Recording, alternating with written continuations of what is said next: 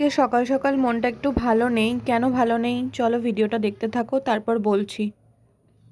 আনকে ready করে দিয়েছি school যাবে বলে, আর ওইদিকে ওর বাবাও রেডি হচ্ছে যে দোকান যাবে বলে। আর সকাল সকাল বললাম না মনটা ভালো নেই, কেন ভালো নেই সেটা হচ্ছে আমার এক জেঠুর ছেলে মারা গেছে। বেশি বয়স না, ওই 30 থেকে 32-এর মতন বয়স হবে, সেই কারণেই মনটা ভালো নেই।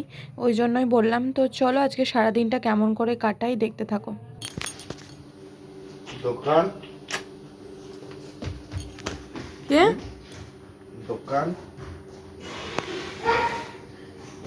কিসের দোকান? দোকান কিসের দোকান? বলবো না। আমি পড়াতে যাবো 12টা থেকে, আমি এসে খুলে নেব।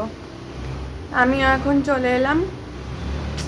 যাই হোক, তো এখন চা খাচ্ছি আর এখন বাজছে হচ্ছে কটা, 11:15। 12টা থেকে পড়ানো আছে, পড়াতে যাব। 2টোর সময় আসবো, তারপর আবার তোমাদের সঙ্গে দেখা হচ্ছে। টাটা। পরিয়ে চলে এসে আর ড্রেসটা চেঞ্জ করে নিই, যেহেতু স্নান সকালেই হয়ে গেছে আর রান্না বান্না মোটামুটি হয়ে গেছে। ভাবলাম একটু পেঁয়াজি ভাজি, তাই পেঁয়াজি ভাজলাম। আর এখানে দেখো ছেলে খেতেও বসে পড়েছে। তো চলো আমিও খেতে বসি। আজকে হয়েছে শীষ পালং, আলু ফুলকপির তরকারি, পেঁয়াজি, ভাত আর বাদাম ভাজা। তো চলো আমরা খাওয়া দাওয়া করে একটু ছাদে যাব, তারপর আবার কথা হচ্ছে।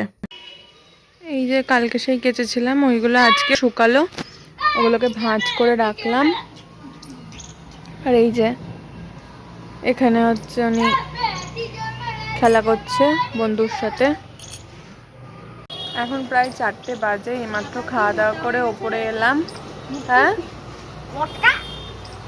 প্রচুর ফটকা কেটে নিয়েছিল ছেলে দুটো, তাই না, পুজোর সময়তে। আর হচ্ছে পুরী এলাম, তখন বাজে 1:30, 11:30টায় বলেছিল না 12টায় যাবো, 11:30টায় গেছিলাম।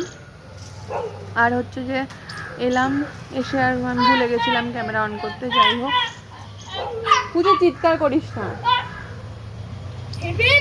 দিয়ে একটু সবজি টবজিগুলো কেটে দিলাম। আজকে রান্না হয়েছে তোমাদের কাছে দেখালাম, আলু ফুলকপির তরকারি, পেঁয়াজি আর একটা কি হলো গদি ভাই?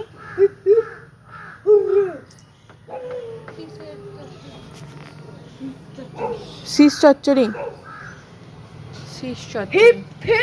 আর কালকে ডাল ছিল, ওতেই হয়ে গেল। তো এই আজকে সারাদিনটা এইভাবেই কাটালাম। তো চলো টাটা।